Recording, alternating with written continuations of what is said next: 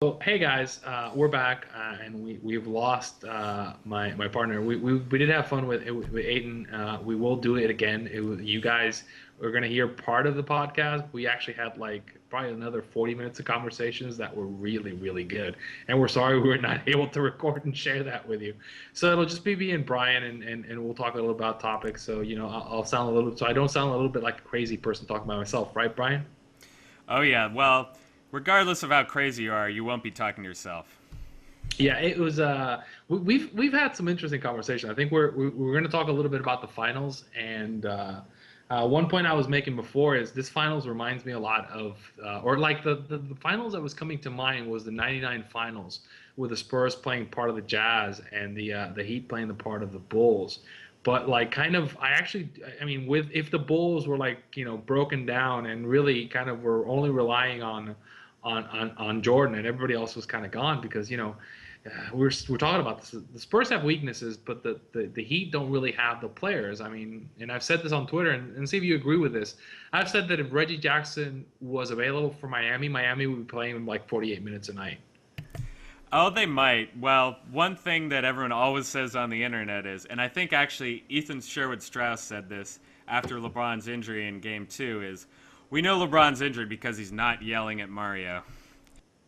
Yeah, it's been an interesting kind of, as I said, the problem is like Wade just doesn't have it. He's not doing Wade anymore, and I think if this series continues like it does, and I mean, I really think, I mean, if you start looking at it, I said this on the post I put up today, is what is Miami's answer, right? What can Miami do differently? So let's say we're not going to play, we're going to do what we did last year, which is we're not going to play Mario, we're not going to play Cole, we're going to go to something like Dwayne, Ray, LeBron, Rashard, Bosch, Udonis, and Battier and Birdman, and that's going to be our like 8-man rotation. And the problem is like, Mike Miller's not there anymore. So, and Mike Miller was kind of really important in those late games. Battier might have done like he might have expired during the season. We don't know. I mean, I don't know that. I have a real issue seeing is he going to be able to chase these San Antonio players up and down? San Antonio like looks spry. Pop is doing these like hockey rotations, and it kind of looks like what is the answer? I mean, the answer should be like, Dwayne Wade should be able to get his way, but I don't think he has the physical ability to do it. If he did, I mean, we saw Reggie Jackson, we saw Russell Westbrook do it to like kind of exploit the guard matchup. But like, look, like Marco Bellinelli was covering Dwayne Wade for extended periods in that game. Like, am I wrong that like Dwayne Wade from 3 years ago just completely would have looked at Marco Bellinelli and just started laughing? Brian? I'll keep talking extemporaneously then. So I think, I think that's the real problem for Miami is I don't know what Spo's matchup correction is, and if he goes to what he did last year, I don't think he has the horses. And I think that, basically the only way that Miami can win is Miami needs like LeBron to have 3 other like out of body experience games. And even when LeBron had an out-of-body experience game in San Antonio, they only just won by 2 points. And it took, a Bosch 3. It took, like, San Antonio just screwing up on the free throws at the end of that game. And I think the most worrying thing should be the fact that, like, Kawhi Leonard showed up. Because when he shows up and he plays like that, you're just not beating the Spurs. I mean, is there anything else you'd like to say there, or I mean? Well, hopefully I'm not muted this time. I think I'm not, so you can hear me, Arturo. Good. So Yes. no, now that's the problem with the Spurs is that everyone said, oh, Leonard, he's got to be the guy to step up and take more shots, but that's the mainstream media narrative, though. The thing about the Spurs is it's always going to be a different guy. They can say, oh, Parker's not doing enough. He needs to step up. It needs to be Leonard. Someone's always going to step up because they always give it to the guy who needs to take the open shot. Well, I think the other thing that happened is it's the same thing. It's Pop sometimes operates on muscle memory. So, and what I mean by that is in the OKC series, Pop was still running his lineups like Harden was still playing for the Thunder. So he was basically, if you remember that series, what killed San Antonio was going small ball, small ball, small ball, and what I mean by that, they were putting 4 shooters on the court and just one big guy, right, which left the post open. And so what OKC did is said, like, once you're doing that, well, we're going to kill you with Harden. We're going to throw Harden at you. He's going to drive. He's going to destroy you. Harden wasn't on the Thunder anymore. So once they went to the 4 shooters, OKC had no answer or didn't have enough of an answer for it. And like San Antonio could just start moving the ball again, it wouldn't stick and just killed them. They just killed them with motion. And it's kind of the same thing in this series because like whereas when they went small last year, Miami would use Bosch and Haslam and LeBron to kind of punish them. And I don't know that they have that ability, and also kind of throw Miller in there, who's like a taller guard, and kind of spread the floor out. And they don't have that flexibility. If they go to a post thing, well, San Antonio's, if they try to do a post thing, San Antonio's just going to go Splitter and Duncan, and Splitter's actually better. Or they're going to go with Diaw and Duncan to get the extra shooter in there, and kind of, once they made the correction and say screw it, we're going to go to Diaw and Bonner, and if Miami tries to go to the post, we're basically going to slam down with like with Thiago and Duncan. And I think the other thing is I think Cowie's a much better and Danny Green are doing a great job at kind of covering the post as well. So as I said, I mean it kind of it's the best team in the world versus the best player, but you kind of need LeBron to just completely go out of his mind for them to actually have a shot. And I mean I'm not saying it couldn't happen. I was making a joke on Twitter that it's funny, it's hilarious to me that Am Silver was saying that ref transparency is important to him, but yet he already activated the Joey Crawford bad signal for Game 4. I mean, like, I wish there was a way to kind of like set a line on that because it was almost guaranteed that it's going to happen. And again, I wouldn't be surprised if it's a very biased call, Game 4 tries such a series out. But even then, I mean, I'm not sure that even with the bias, like that the Heat have enough to kind of force and stave that off. I mean, like, it doesn't mean that I don't think the Heat can win. I think it's going to, I think the Spurs are going to try to kill them. They're going to, the Spurs kind of still have last year in their minds. They're going to do everything in their power to kind of, like, they don't want to go back to San Antonio tied. They want to go up, but back to San Antonio up 3-1. No, and that's the problem the Heat have, right? They've tried doing it every way. If it's like Game 1 where you've got Duncan and Splitter in there the whole time, you're going to out-rebound them by a ton. Duncan and Splitter combined missed how many shots in Game 1? Less than 5. They had a tremendous shooting percentage. So they beat him going big. And now in recent games, Diaz going in there, they're beating him going small. They just have the best players in the series. Yeah, and it's kind of funny that that they look like they clearly look like the more athletic team, and it's kind of it's been hilarious in those last 2 series, where like they always say, oh no, the other team had the athletic advantage. No, really, the last 2 series, the team that in the Oklahoma series, the team that like had their hands on like their legs and was like panting up and down the court was Oklahoma, and it's kind of the same thing here. The Spurs have done a great job at kind of they have this deep 11-12 man rotation of guys who can play really well in spots. I mean, they threw their second unit, and if you looked at that game, like Pop didn't alter his rotations. Like even like Miami was making his run, he had a second unit out there, and like he just stayed the course and then played in the entire fourth quarter, and like you could tell, because there was a point where like the Heat just got sloppy and they just couldn't hang. And it's a really kind of, it fits. And people hate saying this, like respect, but the narrative, the real narrative to me is like, San Antonio is a superior team, right? And Miami got away with playing a weaker conference, but that kind of went away. I mean, I'm not, I'm still kind of, if we were seeing the Heat playing the Thunder, I think the Thunder I would favor probably the Thunder over the Heat, I think, and it sounds crazy, but that's what I would do. I think the Thunder would probably be a better team. I think if we were looking at, say, let's go further down the line, if we were talking about like the Heat playing Memphis, I think that the Heat would probably be favored, but it wouldn't be I'm serious. I think, the Memphis was giving them everything they got. I think it's the same deal with a bunch of the teams that got eliminated in the West, and it just speaks to it's really hard to make 4 finals in a row and compete. It killed the Celtics when they did it in '87. Like after that, they were never the same after the '87 playoffs. Like after the '87 finals, they were just not the same team because it drove it contributed to Bird retiring early. It contributed to McHale walking away early because they just kind of had to give up their bodies. And I think there's the possibility that Dwayne Wade might have given up his body at this point, And again, I think what makes it really interesting is I don't think it's a slam dunk that I don't think this Miami team comes back next year.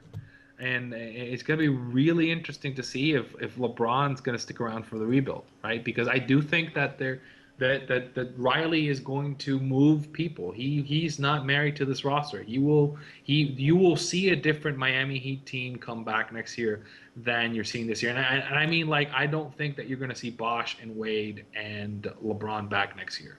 Interesting.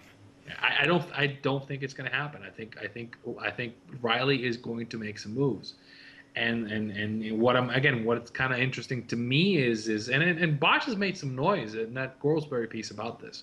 And what's really interesting to me is is LeBron going to stick around for this? Now I think Cleveland is not likely because I think LeBron wants to win.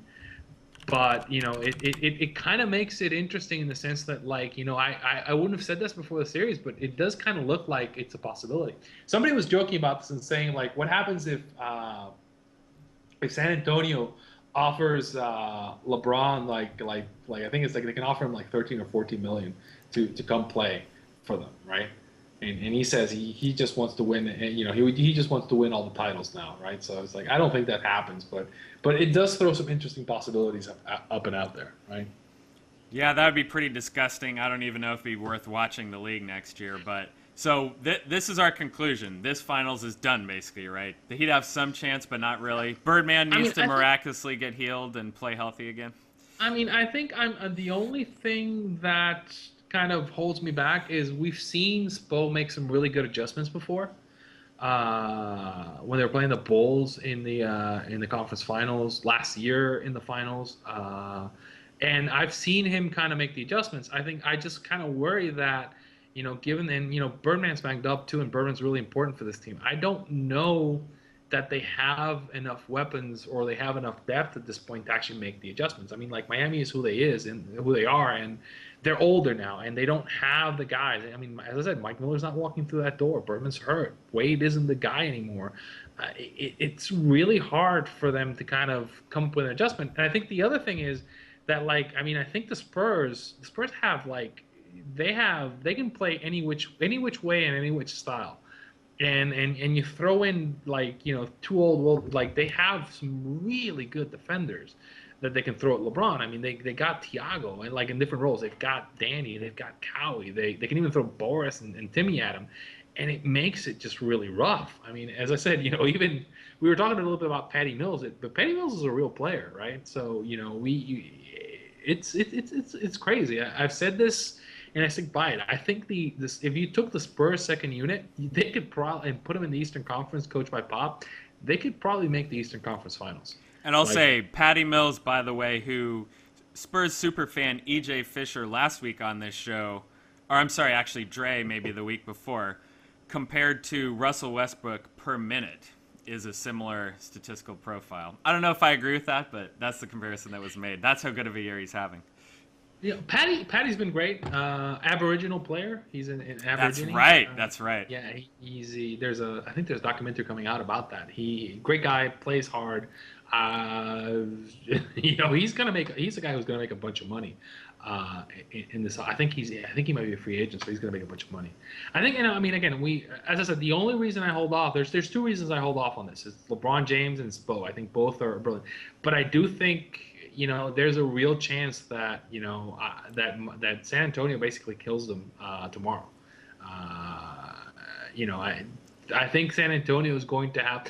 See, this is what happens. I think it's almost like it's a rite of passage. If San Antonio wants to win this game, the league's going to put everything they can against them. So if they win, they're going to have to win, right? And they're going to have to do it in a hostile crowd against the best player in the world, against kind of let's call him a somewhat biased ref, Mr. Joey Crawford, and if they win, they're going to deserve it, and I think that there's a real chance. I mean, there's not a lot of teams I would say could go in and win 2 games against Miami featuring LeBron James, who may just, I think he's the greatest of all time.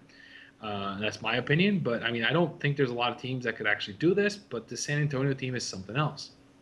So LeBron probably is the best of all time, and he is putting up massive numbers in most of the games of this series.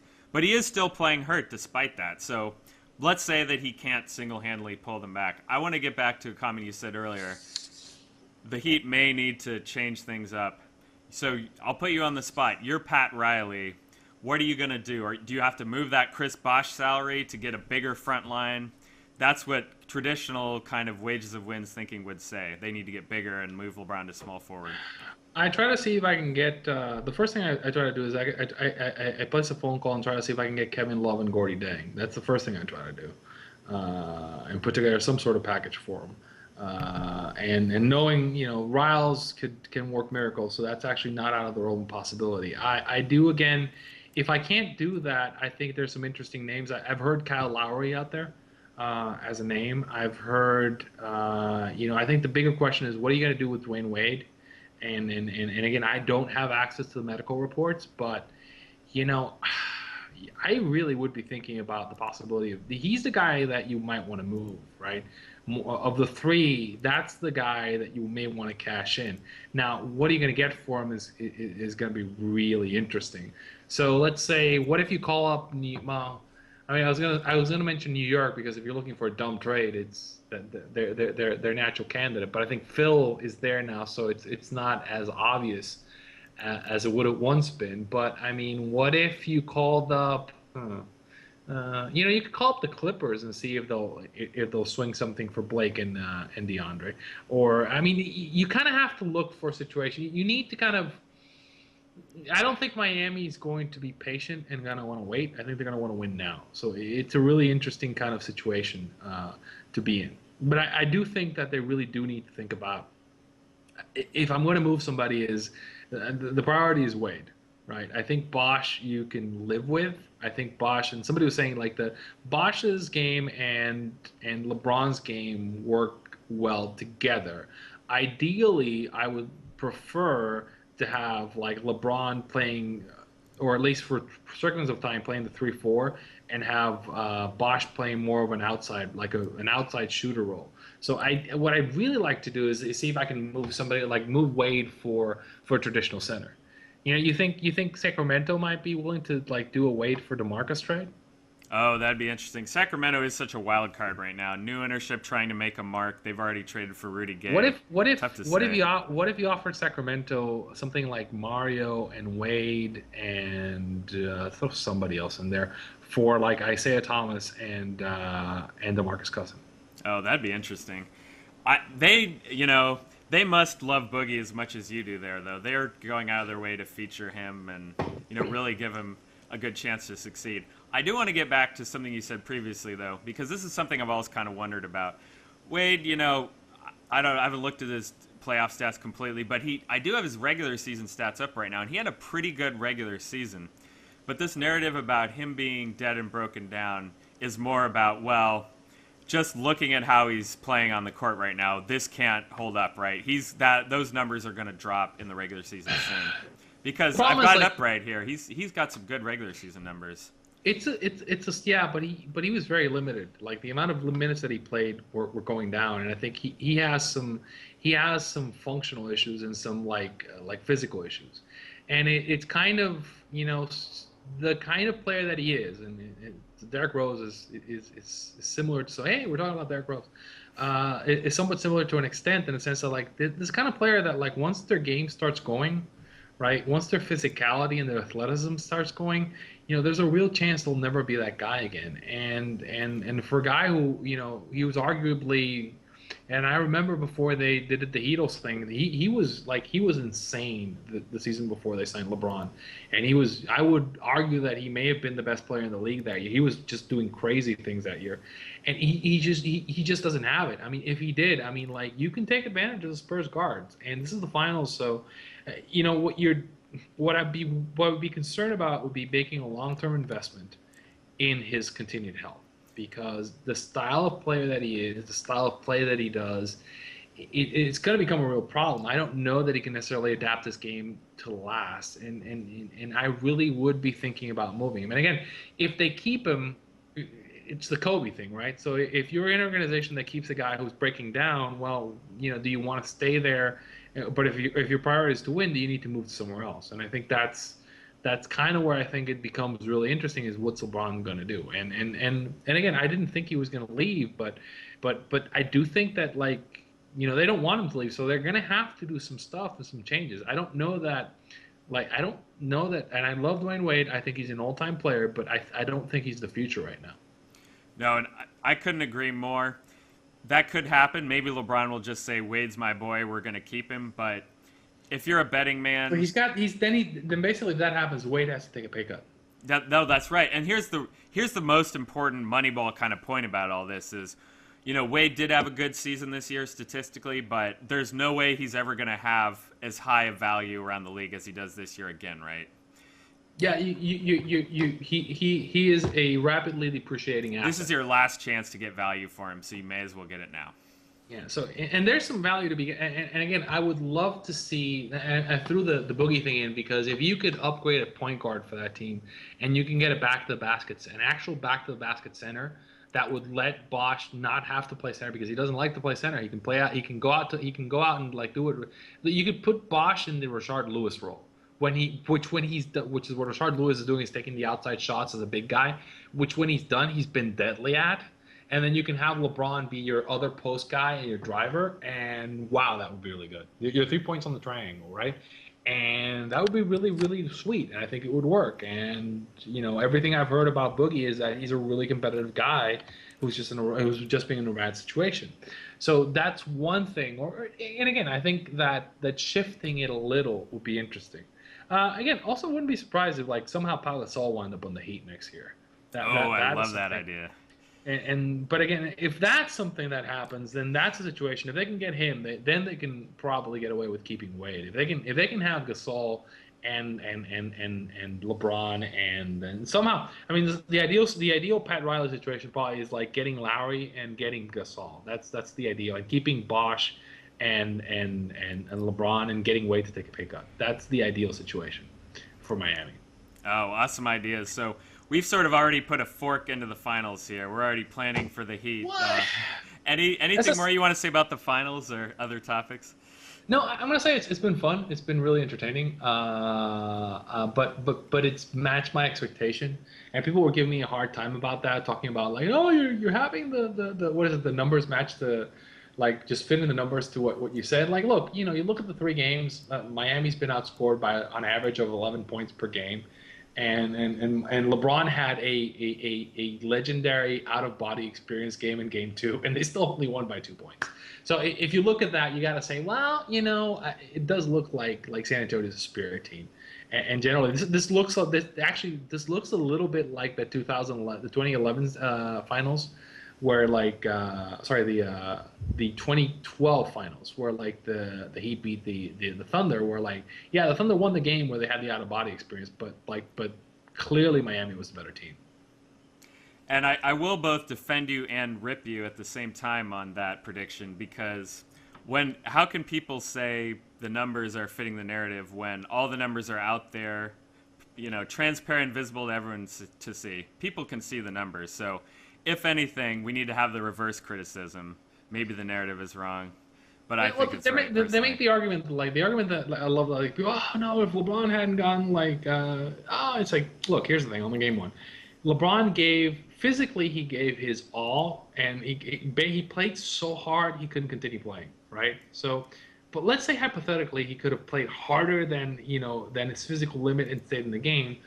I don't necessarily think they would have won the game because I don't think he stops San Antonio from just hitting every shot. Like San Antonio basically hit every shot in that fourth quarter, and it's not like San Antonio didn't hit every shot in the first half of the last game. So San Antonio has shown the ability to hit every shot against Miami, right? And they've done it more than once, right? So this is not something that's like just happens. Like no. Once in a while they just get hot and hit every shot. And we've seen that DL lineup is just a really huge problem for them. So I don't, maybe it's not 15 points.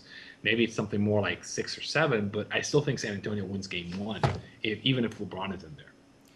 And that's, again, just goes to the overall trouble that the Heat have in this series, right? They basically... well, keep going. I can't form this thought. No, that's fine. I think enough about the finals. No, we're going to talk a little bit. And again, we just written about it. We want to talk a little more. I think we had the Sterling story, which we started talking about. And I thought it wasn't going to be interesting, but we started talking about it and got interesting. So here's the thing. And let me caveat by saying that I do not agree with Donald Sterling. I think that he shouldn't own a team in the NBA. It's bad for the league. But nevertheless, let's talk a little bit about that. Here's the thing. And we should also say the point we're at right now is he has just reintroduced this lawsuit. He scuttled the sale that his wife, Shelley Sterling, negotiated with Steve Ballmer. Yeah, it's really interesting, and we'll walk through it a little bit. Here's the thing. Donald Sterling was great friends with Al Davis, right? And Al Davis, if people are aware, historically sued the NFL a couple times and won. And Sterling has actually sued the NBA and won as well. So historically, the history of like owners suing the league is that the owners typically win. So basically, if you throw that into and I'm using basically across the board, so which is not good, but that's fine. If you take that history into account and you take into account the fact that like Donald Sterling was forced out because of a privileged conversation. What I mean by that is that he was tape recorded without a this the evidence under California law that was used to throw him out is not admissible, right? So in court he has a case.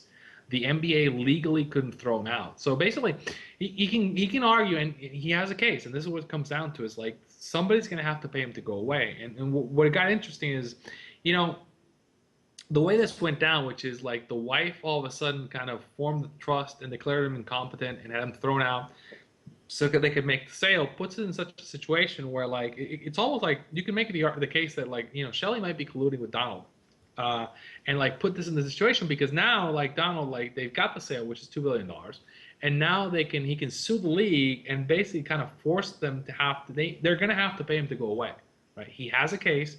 You know, they may need to throw $200, $300, $400 million, whether it's Ballmer or the NBA or somebody. Even though Adam Silver was like quickly running away from this, somebody's going to have to throw additional money to like settle this, right? So I think this is where the Sterlings might be going with this, and I think they might be working together. If you read up, go Google it a little bit, but you'll see that like it's something like Shelley does have a history of like dressing up as a government agent and going out and shaking out their renters. So it's not it wouldn't be the first unethical thing that Donald and Shelley have collaborated on. And again, I have no inside info, but it does seem kind of fishy that we're winding up in a situation where like, you know, they're going to sell the team for $2 billion and they're probably going to get another payoff for them to go away. And like, again, the problem is, you know, they didn't have a legal leg to stand on, and I think when they go to court, it's like they're going to have to pay to settle, or they're going to basically have to have a drawn-out legal battle for the next, you know, 2 or 3 years, and they're not going to be able to get rid of Sterling. And there's a whole thing about players saying they don't want to pay for him, so like they might want to like the NBA PA might actually. And there's a story out there that I think Simmons was actually running with. It was like they might sue to get out of their contracts, right? So the Clippers might not be able to field the team next year. The league does not want this, right? So I think it's going to wind up with people across the negotiating table, and they're going to have to throw some extra money at the Sterlings. So like, you know, the consequence of all this is like the Sterling family is going to walk away with like, you know, anywhere from 2.1 to $2.5 billion. Oh, and that's a great point. So what you've said previously about Sterling is basically the league has probably wanted him gone for a while, but they just haven't been willing to spend the money to do it, right? They haven't been willing to spend that several extra hundreds of $millions. But now they're in the situation where, and like you said, this was widely reported on during the first round of the playoffs when this story broke, which is basically the Clippers players weren't sure if they were going to go out there and play those playoff games before the situation was resolved, right? So Sterling knows this now. He's got all the power. He knows that the players won't play for him. Has all the legal leverage. He has all the legal leverage. And again, I think the problem is like they've got a rich guy. I mean, like I think what it might wind up that like, you know, maybe Ballmer and the owners have to pony up another $200, $300 million and throw it at him, and that may be the conclusion. but they're going to I'm pretty sure he's a smart. Sterling is a smart lawyer. He sat down with his very smart lawyer, and they said legally there's some liability here, and we're going to be able to make some more money. There's another 100 to like $400 million to be squeezed out of the league, and where they're going to go ahead and squeeze them. And I think, again, the league does not want this to drag out to next season, right? So because we don't want to get into a situation where like the Clippers can't field a team. And so like this is why what's happening is happening, right? So I mean, again, I think the Clippers will not be owned by Donald Sterling next season, but the league is basically going to have to pay for them to settle, right? Because whatever trial they have will go way longer than the offseason, right? So the NBA absolutely has to settle before the next season. Yeah, they don't want to get this to court. They're going to have to throw some money at him. I think it's going to happen, but again, it's a more interesting situation because again, at the end of the day, yeah, it seems simple. Let's throw him out, but legally, you have a real problem because he has, under California law, he has he's in the right, and he's not morally right, but he's legally right, and that becomes a real problem. It makes it interesting, right? And I think we want to talk about, look, from the point of view of like where does it rank. I think right now, I mean, it was fairly over fairly quickly, but this could quickly, I mean, if this drags on, this could be kind of a very incendiary. I mean, this could be kind of Gold Club trial level story this could get really, really. I've heard some. I don't know. Have you read the depositions they put online for Donald Sterling? Oh no, I haven't. But I can only imagine. Where he talks, where they ask him they were asking him about like some parking ticket. And he's talking about how this lady in his car was performing sexual favors on him, and the lawyer stops him and said like, we were talking about something else. Like Sterling is legit crazy, right? Oh yeah. He is legit crazy, and he legit has no filter. So this could be like, if this thing gets to trial, this will be like, the internet would just love the story. And this is part of the reason why the league and Shelley Sterling, again, whether there's cahoots or not, who knows, but it was reported that they used him being mentally incompetent as part of the reasons why Shelley could force the sale. Yeah. No, and again, I think it's very convenient for them because now they've got a price, they've got the money. Now they can just get litigious. And like they've got like the thing is now the league has an end game, so this is not like a random. No, that here's the sale, right? It's like if you do this, there's this great guy waiting for you, so you've got your happy ending. All you have to do is pay me to go away. So another thing I was kind of asking about in the pre-show, but we didn't get to talk to you about too much, is sort of I was curious what you thought Sterling's motives were here, right? Does he just want more money? Does he just want to stick it to the league? Is like you said, maybe he's just a litigious guy and he gets some kind of intrinsic value out of lawsuits. I mean, or maybe he is just mentally incompetent. Like, what is he actually trying to accomplish here, do you think? He's a lawyer, right? Yeah, it's that third one. He's a lawyer. He has a case, and he has an 8-figure case, actually 9-figure case, right? And he's not gonna. This is like if you're a fisherman and you got the you've got the great white shark out there, you're not going to just let it walk away, right? So this is an easy 8-figure settlement that he's looking at, right? So yeah, he's been trained his entire life to go after this thing. Why would he walk away from it, right? And as I mentioned, he was friends with Al Davis, right? Like he's not going to walk away from what looks to be a very successful lawsuit. So This story is going to have plenty more news cycles dedicated to it, I'm sure, much to Adam Silver's chagrin. Anything more on this topic then? Well, I think you mentioned Silver, and I think we talked. Did I mention Joey Crawford already? Oh no, the Earl Hebner of the NBA. He needs to be addressed whenever possible. I think, and again, I don't think the referee assignments are officially out, but I love the fact that like there was a whole argument on Twitter today about the first thing we talked about. Like they were talking about like the zigzag theory. The zigzag theory is that like the losing team, and this happens in the playoffs. So if a team loses a game, their line goes up. Like so they get a more favorable line in the second game. So like the Heat were favored by 4.5 in Game 3, but they're now favored by 5.5 in Game 4. And this is because the belief is that like they're going to get more. And the argument was like, oh, this is not driven by the refs of it, but like some of the guys are saying like, look, yeah, it's driven because they believe that once you lose, then the bias is going to go the other way. then like so and Silver was out there on, I think it was on Mike Grimberg. He was saying that no, like ref transparency is something that is really important to him. And then like like a couple hours later comes out that like the league has already activated the Joey Crawford bat signal for Game 4.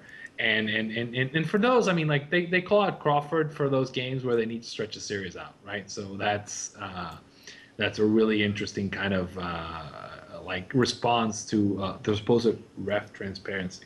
I keep arguing that like what they should really do for the playoffs is they should hire FIFA refs. FIFA refs. Just bring in some FIFA refs that like don't care. They have no bias. They don't care, right? And or do like what they do in the local basketball league here is they play Game 7 on the road or neutral site.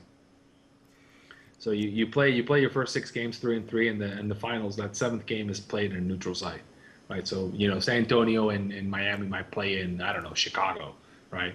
Well, I don't know if Chicago would necessarily be a neutral site. I'd love to argue with you and shoot down these referee theories as being conspiracy theories, but that being said, every time so far in these playoffs when you've pretty much said the refs are going to do something crazy in the next game, they really have done it. Sadly, it's come true so far. Well, there's some people that used to argue, like Smooth Operator, great guy. He argue with me about this and like, he's like, this is what's gonna happen, and then it happens. There's been some egregious stuff. I mean, like the whole Game 5 thing in the Eastern Conference Finals is like the history of LeBron James in Game 5 of the Eastern Conference Finals is just hilarious to me. Like, yeah, it's the one game of his career that you can count again. He never gets into foul trouble except in Game 5s of Eastern Conference Finals, where Joey Crawford is the ref, right? So yeah, that's kind of There's no coincidence there, right? It's like fool me once, shame on you. Fool me twice, shame on me. And then the 3 times is what the hell's going on now. But yeah, I mean, I think that there's just some biases out there that and these things happen, and I wish I was wrong, but it's just part of the game, right? I think the last thing we had right on cue was the coaching changes, right? Yes.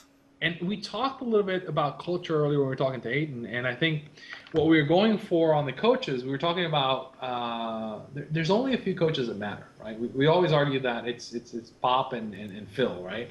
And more than X's and O's, and I think you can go read my paper online about how I think there's 2 styles, and it's what Houston does and what the older coaches do. And I think the key difference is like mid-range jumpers suck, and if your team offense is built around mid-range jumpers, you have real problems.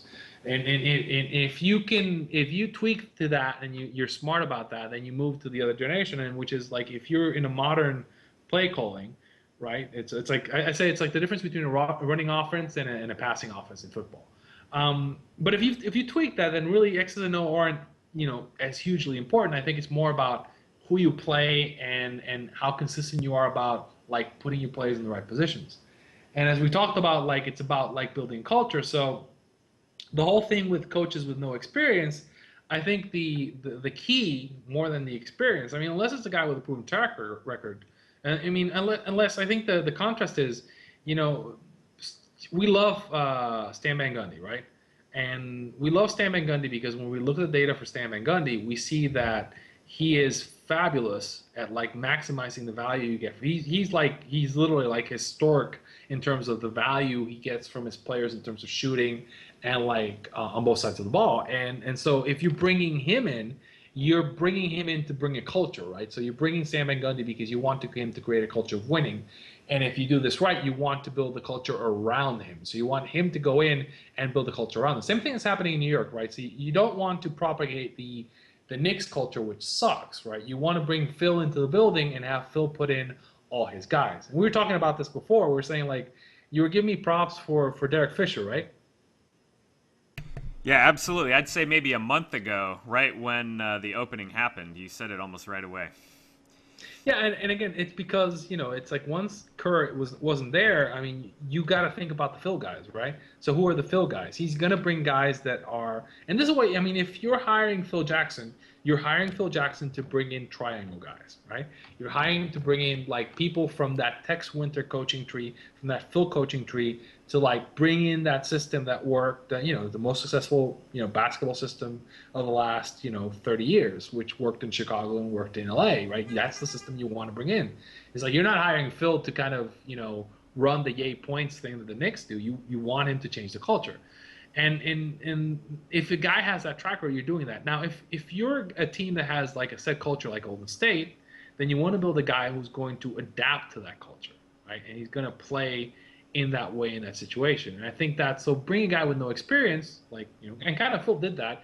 It's fine if you've got like kind of a fixed culture and you're trying to build a culture and a mentality for a team. So I mean, I think it's again that's. What you don't want a situation where you have Mark Jackson, right, who's completely and diametrically opposed to what you want as a culture for your team, right? It's not, if you've got an organization, I think they've got the I think he's the one openly gay executive, and I forget his name. That's right, Rick Welts. He was an executive also with Steve Kerr when Kerr was an owner of the Suns. So he has a long history with Rick Welts. Yeah, and you've got a fairly I would say it's the most liberal and most multicultural city in the league, right? That's right. So, and I should also say Rick Welts is not going anywhere. He's very entrenched, and the Warriors as a business, off the court have been very successful, even when they weren't a good team. They've always filled that arena. They've always had a big season ticket holder base. So Rick Welts has done a great job, and the franchise is going to pick him over Mark Jackson any day. Yeah, and Mark Jackson wasn't a good fit anyway. I mean, like you can't and I'm not going to get into the whole personal history with Mark Jackson, but he just wasn't a good fit, like for many reasons, like his style, his culture, and again, it does seem like there's noise that he wasn't a good fit with some of the players on that team, right? I think if you look at Bogut and Lee and a couple other guys, like they're I don't know Bogut personally. But he doesn't seem like Bogut seems like a guy who'd be a good fit with the culture as an Aussies, and Aussies are like there's a certain culture, like they're not like us in the sense that like they're a lot more open and a lot more liberal, and I think he's a better fit with the culture he's a good fit with the Warriors organization. I don't think he was a good fit with the locker room that Mark Jackson was setting up. And I think that's really important. You want to have a guy who fits. You don't want to have a guy who's going off, right? Because you don't want to have mixed messages. The most successful organizations in the league. Think about this. Think about the 4 teams that made the finals, right? Or 4 teams that made the conference finals. You have San Antonio, super concise, super like they're on message, they're on culture. Miami, same thing. Indiana, same thing. And I think the problem with Indiana, I think, is like once they made the moves, they kind of burned that out a little bit by bringing guys that just didn't match the culture. They brought in guys that just didn't work. And wow, I'm arguing culture, but really it was kind of like one of the key things about that is they were on like the thing that worked for that team is their lineups were really consistent. They were really on message and kind of they did some crazy stuff that kind of blew that up. And I think it does play a role a little bit. If you look at also kind of Oklahoma's kind of got like, there's these guys who've kind of grown up together and they had a consistent team and consistent culture. Now we don't like their coaching, but it's a system and it's a place, right? It's you don't have these dissonant messages. And I think that's kind of, if you look at the history, that's kind of important. It's the whole Ubuntu concept, right? Same thing Celtics have. You kind of establish a concept of mentality, and that's what makes you successful. Because that way, whatever you're doing, you can make sure you maximize what you get out of your players. So, as I said, I think the coaching experience thing doesn't matter as much as the fit, right? It's when you hire somebody, you can hire somebody who's inexperienced as long as he fits and he has the potential. I mean, what do you think of that? No, I agree. The one thing I'll say is, here in the San Francisco Bay Area, we're a little bit more of free BSD fans than Ubuntu. But no, your point is correct, though. And this is something actually I was emailing with Dre a little bit earlier is, do you think that the Spurs and the Heat as well, dominating this era, and now the Spurs potentially and most likely, winning both of these finals, do you think that the mainstream NBA executives and maybe even the media as well will start finally saying, look, maybe we do need to look at, more of an efficiency on offense. All these kind of concepts that we've been talking about. Do you think that the Spurs' success will finally thaw the ice? Well, I mean, I think that, and I was making the point earlier, like Phil and Tex Winter were doing this kind of stuff like 30 years ago, right? So like 20 years ago with the Bulls, they were doing this kind of stuff. Red was doing it. We know that the Jazz did it. The Jazz had something very similar to WinScore that they used to build their squads around. So this isn't new, right? And, right. So as long as there's not a smoking gun like the Michael Lewis book Moneyball for the NBA, the Spurs will just keep moneyballing the NBA in secret. Well, I mean, I think it comes down to the fact. I mean, teams are getting smarter, and I'll speak from experience. I'll throw and this is gonna sound like a humble brag, but like or a straight up brag. Let's hear it. Well, I mean, like when I was like, and I judged like do people give me blank stares when I walk the halls at Sloan? And I think my experience at Sloan was like, people knew who I was, right? And people engaged me in conversation. I'm not gonna say the teams but there were teams that like were interested, and we talked and we had conversations. And we didn't agree or disagree, but like there are teams in the league that are very smart, and we all kind of said there isn't one right answer, but they hire the right people and they get the right places. Now the issue is like they're not willing to spend the money. The culture is still not. This isn't kind of like baseball where like if you're not in baseball if you're not an analytics guy, you're out, right? So this is kind of you're not there, but it's gonna move inside the teams, and I think it's gonna what's gonna be the big test is like when are we gonna have we have analytics guys that are like talking heads in other sports, right? So we have like the fantasy football guys, right? We have like some really hardcore analytics guys in the media for football, right? But there aren't those talking heads necessarily for basketball or for and they're there for baseball too, but they're not there for basketball. And I think once you start getting those guys as media voices, and once you start getting guys that are coming up familiar with the numbers, it'll start shifting, right? So and again, it comes down to, if you think about it, what's driving it, for example, in baseball is like the guys who are coming up now are guys who grew up with this, right? So they know all these numbers, they know all these things, and it's not foreign to them. And I think you still have the culture in basketball where it's all these guys who are like ex-players, right? But again, I mean, what's interesting is like there was a whole conversation I was having with someone where we were talking about how players and agents are starting to hire analytics guys. And this is something that's coming up and coming down. And so I think the players are actually starting to get. I mean, let's think about a couple of players. Rondo's a guy who looks at numbers, and he very specifically knows the shots he should and shouldn't take. And this is why sometimes he may be like, I've heard this is like why he's afraid of taking certain shots, because he knows that they kind of hurt his efficiency numbers and his advanced stats. So the guys like Harden, like if you look at a shot chart for James Harden, he's very smart about the shots he takes and the shots he doesn't take. Leonard's shot chart from the ridiculous game last night proves that point. It was all 3-pointers from a couple of spots and then at the rim, and that was it. He had two other shots from mid-range.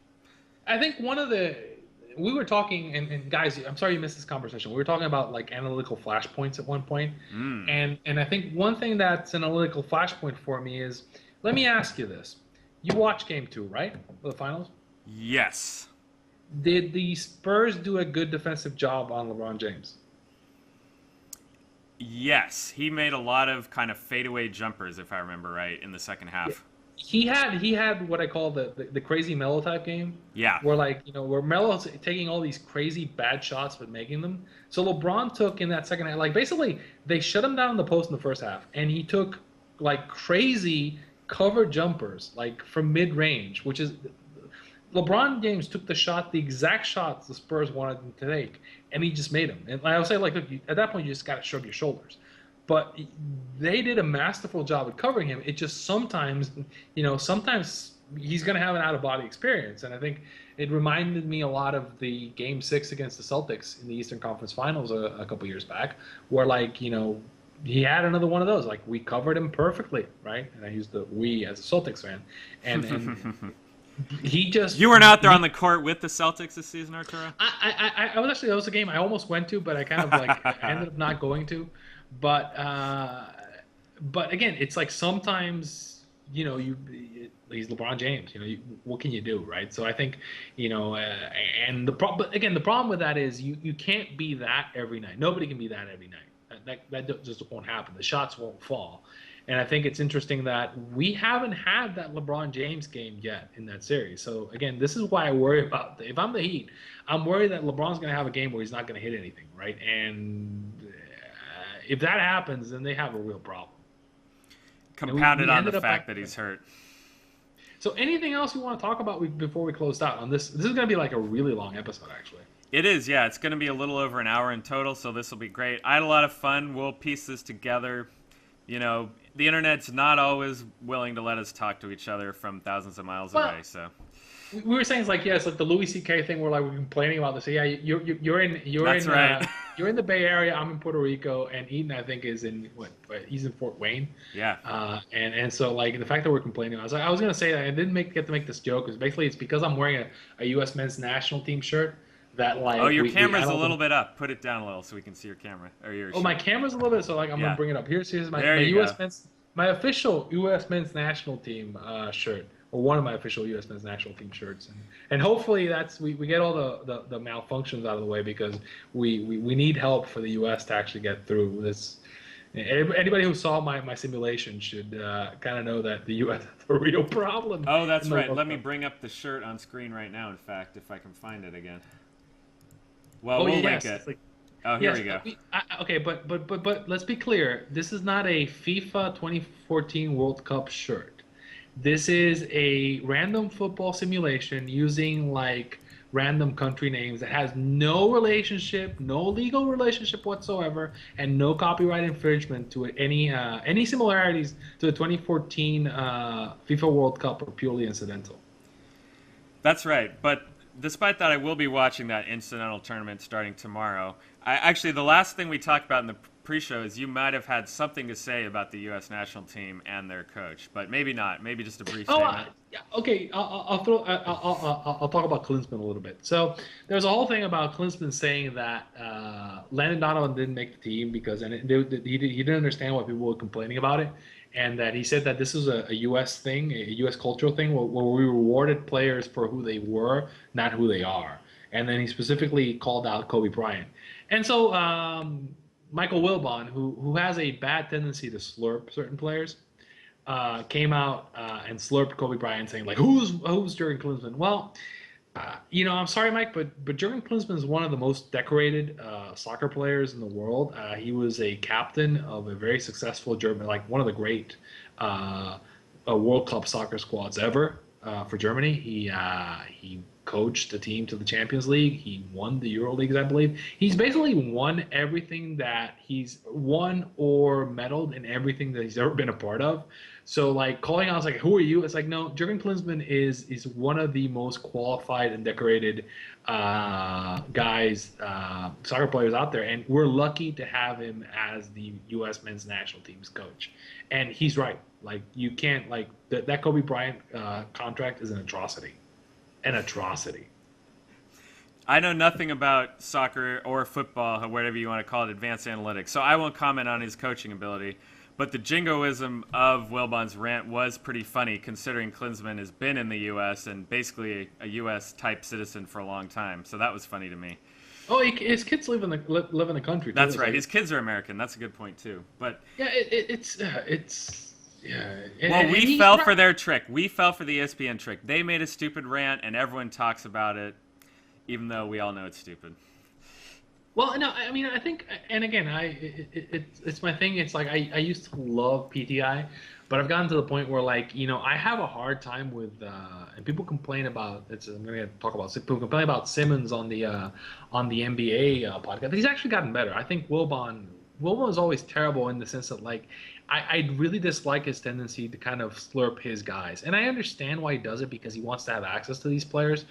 But, man, sometimes it just gets annoying. And particularly Kobe. I mean, like, Kobe's not that guy anymore, right? And I think I made this point before. It's like I keep saying that I don't think Kobe ends his careers with the Lakers, and there would be nobody happier in the world than me if he does, because it means that the Lakers are going to suck if he ends his career there. I actually I was making this point before, which is I do think that there's a real shot that like Kobe winds up on the Knicks next year, because the Knicks, if Kobe gets pissed at what's going on, he can force a trade, and the Knicks can put the band back together. They've already got Bynum, they could get Bynum and Odom and Gasol and Kobe, and really they wouldn't necessarily have to give up. If Kobe wants out, they can just go, offer Bargs for a Amari trade, sign everybody else, like get Phil to brainwash Powell to sign a min contract, and they could put the band back together with Melo and Tyson Chandler. Wouldn't that be interesting? And like Iman Shumpert and Derek Fisher coaching, right? Here's the funniest thing. We always talk about how we want to, describe these scenarios based on the data and the numbers and all that. And meanwhile, the mainstream media like ESPN is just looking for narratives, and that's it. I have to say, your narratives are way more interesting than theirs regardless of that. So that's pretty awesome. I love that. I mean, like, I'd love to see that happen. I thought like Nick's Twitter and the Nick's blogosphere was a treat this year. Those guys can write. Yes, I mean, there was some crazy game review stuff. I'm trying to remember. What is it? It's God, I forget his name. It's Robert Silverman's one of them. Nick's blogger, I think, is the other one who was writing the recaps. Who were just like, those recaps were just like the most awesome thing. Like, just for what is it? Fart Dog, which is the friendly association of really terrible defenders of other guards, which is like what they call the Knicks defenders. Like, there's some great stuff. It's like, could you imagine if like Phil put the band back together, and the kind of stuff that would come out of those Knicks writers? Like, oh God, it would be so amazing, right? Oh yeah. We've got nickblogger.net up on the screen right now. We've referenced them before. Very entertaining stuff. Yeah, and again, it would just be great. And again, here's the thing. I do think, in my heart of hearts, or logically, so here's what it comes down to. I think Kobe wants to win a title. He's not going to do it in the rebuild in LA, and the Knicks can suck down his contract, and they've got the experience to do it. So I do think this is something that is not outside of the realm of possibility. And it's Phil, I think this season we're going to see some. We're talking about this. We talked about Miami possibly blowing up and or changing their look. We talked. I mean, we haven't even talked. I think the San Antonio has like cap space. What if Powell wound up in San Antonio? What would that be like? That'd be scary. Yeah, they're going to be scary no matter what. Well, I mean, yeah. I mean, I keep coming back to the fact, hey, Kawhi Leonard's like 23. Like, he's 22. He's not even 23. It's like, there's a real chance he's going to be a guy who like kind of takes over games in like 3 or 4 years, right? So, I mean, like, you just have to throw it. I think there's going to be some really interesting transactions this offseason. It's like, what happens in the worst case scenario that the Knicks can't, like the Clippers can't field the team, and every player on that team is a free agent? That's probably a good segue to wrap up the show, actually, because we are heading to the offseason soon. In fact, the NBA draft is in about 2 weeks from now, so maybe I'll put you on the spot, Arturo, as one of my shout-outs here. Are you up for having a draft preview show sometime next week? Are you doing your full draft extravaganza as usual this year? Yes. I'm a little behind on it, but I've got the numbers crunched. I just need to put everything together. But yeah, we can do that. We can definitely do that. Awesome. Well, if you're crunching the numbers up to the deadline, maybe we can analyze the draft afterwards. But either way, we will talk a lot about the draft. We'll have a lot of great off-season topics as well once the finals are over. So anything more that you want to talk about before we close this out? Maybe any articles coming up? You've been doing game-by-game finals updates as well. Which has been fun. Again, I'll throw another shout out to my FIFA preview, or my random football simulation that's out there. So enjoy. I took the time to actually simulate every fixture, which is interesting, and I had to do some funky math to actually get to work. I've got a Twitter, so I believe it's Creed of Hubris, but I don't want to actually say this wrong. Who's going to Seth Byrne. Seth Byrne is going to track how it does based on Kelly, which will be interesting. You can put that up, and hopefully I'll link that as well. So there's a shot. I will most likely be doing like World Cup kind of like some ongoing World Cup stuff that goes along. And again, it's mostly about what I enjoy when I watch. So I'm going to be talking about that because hey, I'm going to be watching the games. It's going to be fun. Oh yeah, it's going to be exciting. NBA Finals is resuming again as well. World Cup. It's a great time of year for sports fans. Any final words on this show tonight, Arturo? No, I think it's been fun. I think it's been long. I think I'm going to throw out to say to everyone, it's like good night, folks, and God bless. God bless. Good night.